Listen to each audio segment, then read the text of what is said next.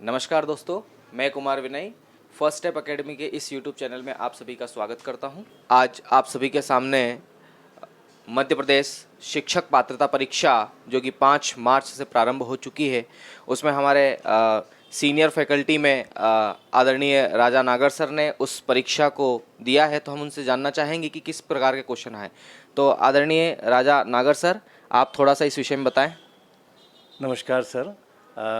मैंने भी अभी वर्ग 3 की ये परीक्षा दी है और मेरा बहुत अच्छा एक्सपीरियंस रहा। I have got 105 marks out of 150, 105 number मेरे आए हैं।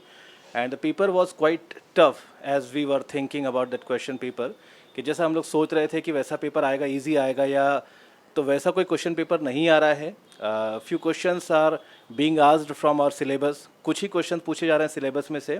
क्वेश्चंस का जो लेवल है वो सिर्फ और सिर्फ लॉजिकल वे में आ रहा है, यानी कि आपका किस क्या तर्क संगत क्या है क्वेश्चंस के साथ में, आप कितने।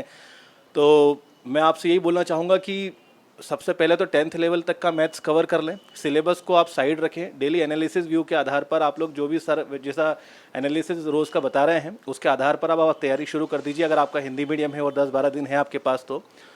और मैं आपको ये गाइड करना चाहूँगा कि इंग्लिश में अनसीन पैसेज की प्रैक्टिस कर लीजिए। 5-7 क्वेश्चंस यहाँ से आ रहे हैं। और हिंदी तो बहुत इजी, आप लोग आराम से बना लेंगे। और मैथमेटिक्स के लिए 10th तक का मैथमेटिक्स कवर कर लीजिए आप लोग। वहाँ से क्वेश्चंस आ रहे हैं जिस टाइप से एक क्वेश्चन आया था कि वृत्त का अगर 2 वृत्त हैं और उनका क्षेत्रफल इतना है तो उनकी त्रिज्याओं का अनुपात क्या होगा, इस टाइप से क्वेश्चंस आ रहे हैं सर।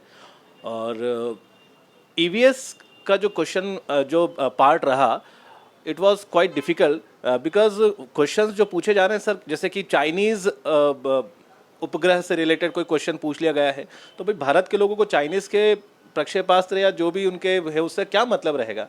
तो मैं तो यही गाइड करना चाहूँगा कि ईवीएस को ज़्यादा लोड ना लें, क्योंकि हमारे हमारे हाथ में कुछ भी नहीं है। एक क्वेश्चन पूछा गया था कि स्वच्छ भारत मिशन कब शुरू किया गया, तो कुछ ऐसे बेसिक क्वेश्चंस हैं जो कि शायद ही कोई याद करता है। ये तो हमारे दिनचर्या के क्वेश्चन हैं जो हमें शायद याद रह जाते हैं। तो मैं यही कहना चाहूँगा कि जो डेली एनालिसिस सर बता रहे हैं वो आप देखें और ज़्यादा से ज़्यादा स्टूडेंट्स तक आपकी रीच कर लें, ताकि आपको मालूम पड़ जाए कि क्वेश्चन पेपर का लेवल क्या जा रहा है। बाकी चाइल्ड, अगर मैं पेडागोजी से बात करूँ तो टिपिकल जीन पियाजे वगैरह यहाँ से कोई क्वेश्चंस नहीं पूछे जा रहे हैं। फिर भी एक बार आप पढ़ते चलें, मतलब बुक्स भी आप थोड़ा बहुत पढ़ते चलें, लेकिन ज़्यादा से ज़्यादा तो पेपर पैटर्न क्या है भी जो आ रहा है उनको ज़्यादा फॉलो करें आप लोग। अच्छा, तो पेडागोजी के अंदर ये जो जितने भी हमारे दार्शनिक हैं, इनके बारे में कोई ज़्यादा विशेष जानकारी नहीं? सर पूछा तो गया है, मगर जैसे कह सकते हैं कि जो मोस्ट इम्पॉर्टेंट या जो प्रोबेबल जो दार्शनिक है जो आ सकते हैं, जो पूछे जा सकते हैं, वो तो नहीं पूछे गए हैं। यानी कि जिनकी संभावना बहुत कम है उनमें से कोई इक्का दुक्का पूछे गए हैं। अच्छा, इसका मतलब ये है कि विद्यार्थी जब भी इस तैयारी को अंजाम दे तो वह ज़्यादा लोड ना ले दार्शनिकों को। हाँ, मैं तो कह रहा हूँ सर, मैं अपने बारे में क्या कहूँ, शायद हो सकता है व्यूअर्स को यकीन ही ना आए, मैंने एक शब्द भी नहीं पढ़ा है। लिटरली बता रहा हूँ मैं आप लोगों को, शायद आप यकीन ना करें या करें। बीइंग अ टीचर मैं झूठ नहीं बोलूँगा कि मैंने एक शब्द भी नहीं पढ़ा था। और सर आप तो इस बारे में बहुत अच्छी तरीके से जानते ही हैं, मैं आपके साथ पढ़ाता भी हूँ। तो मैंने पूरा क्वेश्चन पेपर सिर्फ और सिर्फ लॉजिक के बेस पर ही मतलब अटैम्प्ट किया है। यानी कि आपका लॉजिक कितना सही बैठता है, वहाँ पर आप कितने तर्क के साथ उत्तर दे पाते हैं। तो सिलेबस वहाँ पर मैटर ही नहीं कर पा रहा है। आप 105, 10, 1110 तक जो स्टूडेंट्स कर रहे हैं वो मतलब लॉजिक के माध्यम से ही कर पा रहे हैं वहाँ पर। अच्छा, पेडागोजी में जो शिक्षण शास्त्र की जो विधियाँ है उसके अंतर्गत कोई प्रश्न आपके पेपर में आया? शिक्षण शास्त्र की विधियों से संबंधित कोई प्रश्न देखने को नहीं मिला सर, मुझे कोई खास ऐसा देखने को नहीं। जैसा कि आपने बताया, अंतरिक्ष विज्ञान के अंतर्गत उन्होंने भारत को छोड़ करके चाइना के जितने भी सैटेलाइट्स थे उनके बारे में पूछा है ना। बाकी और कोई देश, अमेरिका वगैरह जो जाक्सा है, नासा है, इन सारी एजेंसी से कोई प्रश्न? सर इनसे तो नहीं आया, लेकिन मुझे ऐसा फील होता है कि भारत के जो पड़ोसी राज्य है उनसे संबंधित क्वेश्चन बन सकता है।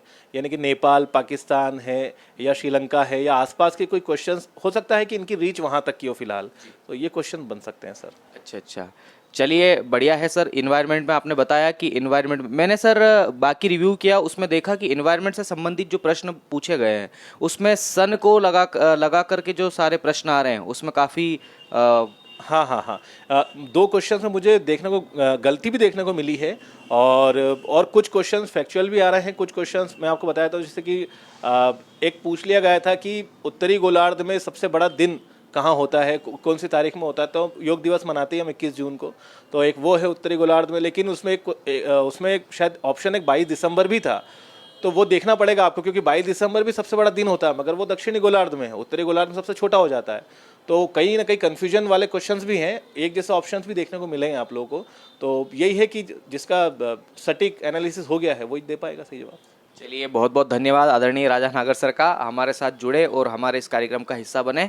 मैं सभी विद्यार्थियों से यही उम्मीद करूंगा और उन्हें यही आश्वासन दूंगा कि जितना आपने पढ़ लिया है केवल उतना ही रिवीजन करें, इसके इर्द गिर्द ही रिवीजन करें, इससे बाहर आप न जाएं, अपनी सीमाओं को न लांघें और बिल्कुल शांत स्वभाव के साथ इस परीक्षा को सफल बनाने में प्रयास करें। जी धन्यवाद।